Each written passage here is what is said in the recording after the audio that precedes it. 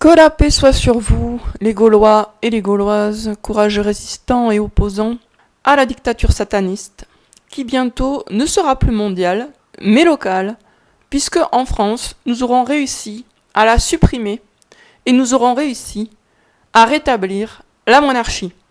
Alors, il y a quelqu'un qui m'a demandé qu'est-ce que tu proposes, ou qu'est-ce que vous proposez face à cette... Alors, attendez. Je reprends précisément. Face à cette catastrophe. En fait, moi je ne suis pas du tout en position de force, je pense que vous en avez conscience, hein. Je ne suis pas un chef, personne ne me prend comme chef pour l'instant, et en plus je ne suis suivi que par très peu de gens hein, sur YouTube, enfin très peu, en tout cas c'est pas des gros chiffres. Donc clairement je ne suis pas du tout en position de proposer une action collective. C'est-à-dire que ceux qui proposent des actions collectives alors qu'ils n'ont pas le statut de chef, de base, ça ne sert à rien. Même si l'idée est bonne, même si la proposition est bonne, ils ne sont pas en position d'être crédibles pour rassembler les foules autour d'eux pour passer à l'action. Donc je ne vais pas proposer une solution collective dans la mesure où je n'ai pas le statut social pour que cette solution puisse emporter l'adhésion de suffisamment de monde pour qu'elle ait un impact. Bon, vous voyez, il faut être un peu logique par rapport à sa situation. Donc dans la situation où je suis, je peux strictement rien proposer de collectif. Ou si je proposais quelque chose de collectif, ça serait vraiment que des paroles verbales, puisque concrètement, il n'y aurait pas suffisamment de monde qui me suivrait pour que ça serve à quelque chose. Donc qu'est-ce que moi je peux proposer et qu'est-ce que je propose ? Je vous propose de faire ce que je fais pour moi-même, et qui me fait beaucoup de bien, franchement, c'est-à-dire d'imaginer une histoire qui se termine bien, une histoire dont vous êtes le héros ou l'héroïne. Je reviens donc sur le sujet des rêves éveillés. Alors, sachant que y a beaucoup de censure maintenant sur YouTube, je suis obligée déjà d'éviter certains mots, sinon je vais me retrouver encore bloqué, voire la chaîne supprimée. Donc je ne vais pas utiliser certains mots. Déjà pour les effets, les effets du truc, je vais parler d'effets graves et désastreux. Ça sera beaucoup plus juste et ça permettra peut-être d'échapper aux algorithmes de YouTube. Donc je parlerai maintenant d'effets graves et désastreux. Et je dirai pas de quoi, tout le monde sait de quoi. Enfin en tout cas, toutes les personnes qui suivent cette chaîne savent de quoi. Donc les effets graves et désastreux. Alors excusez-moi, je reprends mon fil. Donc je vous disais, ce que je vous propose de faire, c'est de rêver, en fait. De rêver une évasion. Alors, il y a des gens avec qui je discute qui utilisent des images qui sont très fortes et très parlantes et qui correspondent à la réalité, par exemple celle de l'entonnoir. On est pris dans un entonnoir qui nous mène à un certain résultat. Une image qui m'était venue aussi à l'esprit il y a déjà plus d'1 an, c'était celle de la nasse. On est comme des poissons pris dans une nasse avec un maillage serré. Ces images, elles sont justes, mais elles sont bien sûr désespérantes. Donc ce qu'il faut, c'est partir de ces images pour construire une histoire qui se termine très très bien. Et je peux d'autant mieux en parler que c'est ce que je fais depuis maintenant pas mal d'années. Je pars de mes angoisses, de mes ceci, de mes cela, et je les transforme pour que ça se termine très très bien. Donc c'est ce que nous allons faire tout de suite. On va commencer sur l'histoire des poissons dans la nasse. Les poissons sont dans la nasse, mais il y a un poisson qui est un poisson d'or.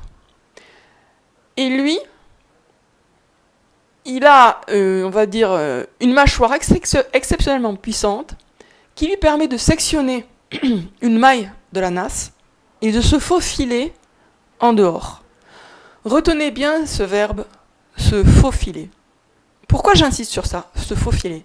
Parce que là, on est dans une situation où il faut savoir se faufiler. Donc il faut l'imaginer. Se faufiler, c'est-à-dire sortir discrètement, souplement, y compris par un mouvement de zigzag, pour sortir par ce qui est une petite issue. On ne peut pas sortir par la grande porte, mais on peut sortir par une issue de secours, ou parce qu'on a coupé une maille dans le filet. Il faut l'imaginer. Si on arrive à l'imaginer, c'est que c'est possible. Si vous arrivez à le rêver, vous pourrez le réaliser. Je répète, si vous arrivez à le rêver, vous pourrez le réaliser. Donc imaginez que vous coupez une maille ou ce poisson auquel vous allez vous identifier. Ce poisson d'or arrive à sectionner une maille, ou peut-être il a trouvé un petit trou dans la nasse et il arrive à se faufiler hors de la nasse. Il est maintenant en sécurité à l'extérieur, dans l'océan, libre, et il voit les autres poissons qui sont prisonniers de la nasse et qui n'ont pas compris encore qu'ils peuvent s'échapper par ce petit trou. Donc forcément, c'est pas évident. Il rencontre d'autres poissons qui ont eux aussi réussi à s'échapper de la nasse, soit par le même trou, soit par un autre, puisque c'est une nasse qui n'est pas parfaite. C'est une nasse où il y a quand même des petits trous. Et il va vivre ailleurs, en liberté, avec ce groupe de poissons évadés, qui se sont évadés de la nasse. Donc ça, c'est une première imagination.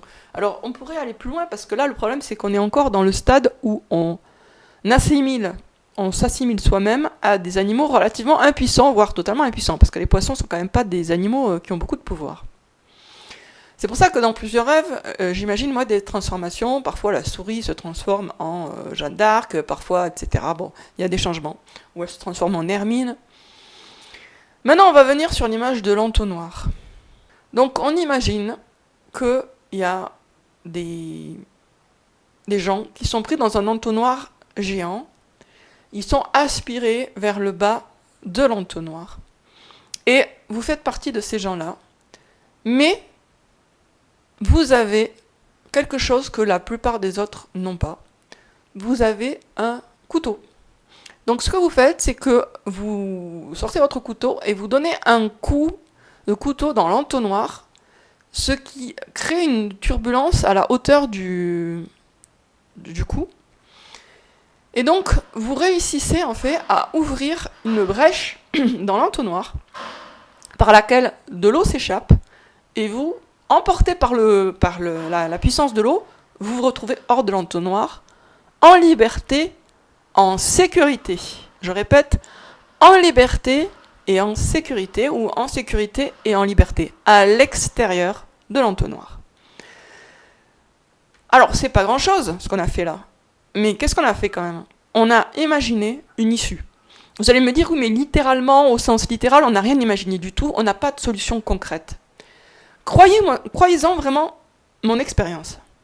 Quand on imagine une solution symbolique à un problème réel, on n'est pas loin de trouver la solution réelle au problème réel. Je répète, quand on imagine une solution symbolique, métaphorique, à un problème réel, on est tout près d'imaginer la solution réelle au problème réel. Donc, même si vous avez des doutes, faites-moi un peu confiance. Je vous parle vraiment d'après mon expérience qui commence à être importante à ce sujet. Imaginez. Faites des histoires en partant de ce que vous ressentez actuellement, où ça se termine très très bien, parce que vous évadez, vous trouvez une issue. Je vous rappelle un rêve éveillé que j'avais fait bien avant, juste avant, on va dire que toutes ces histoires commencent en 2019.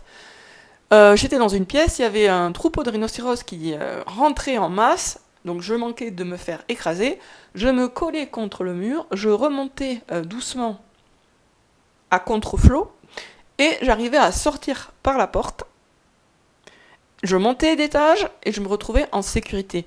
Si je vous raconte ça, c'est pas pour vous raconter ça personnellement, c'est pour que vous imaginiez la même chose pour vous.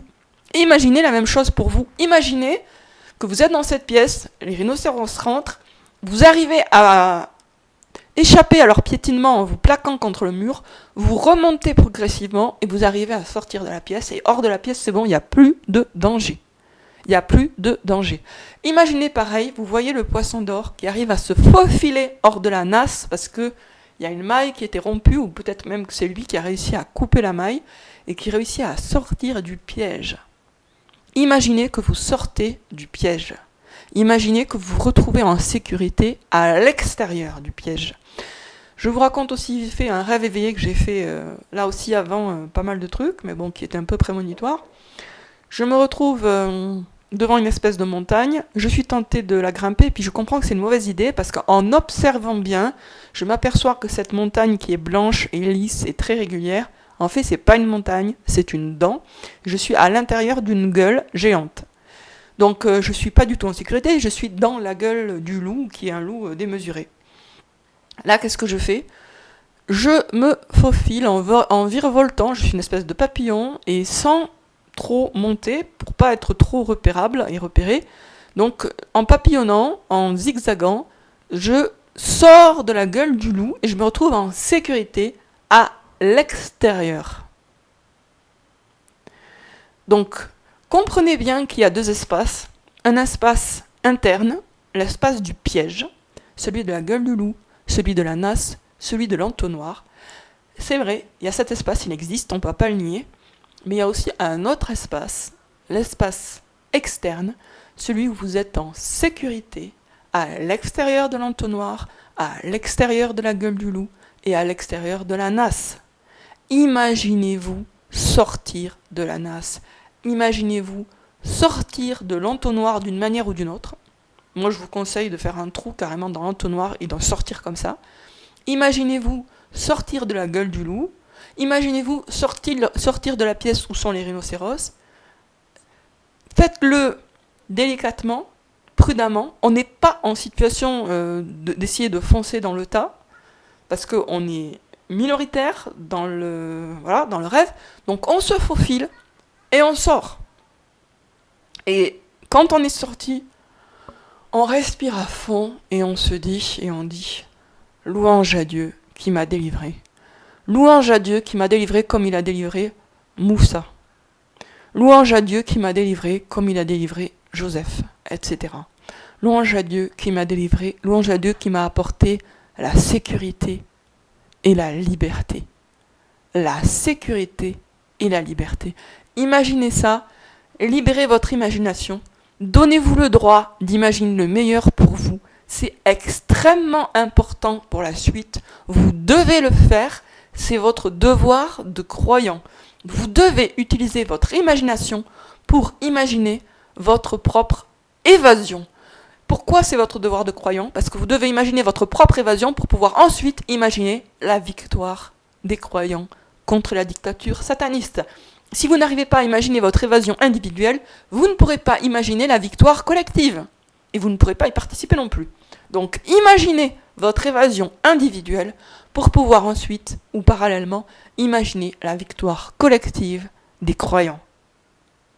Sur ce, je vous dis à très bientôt les amis pour une prochaine vidéo.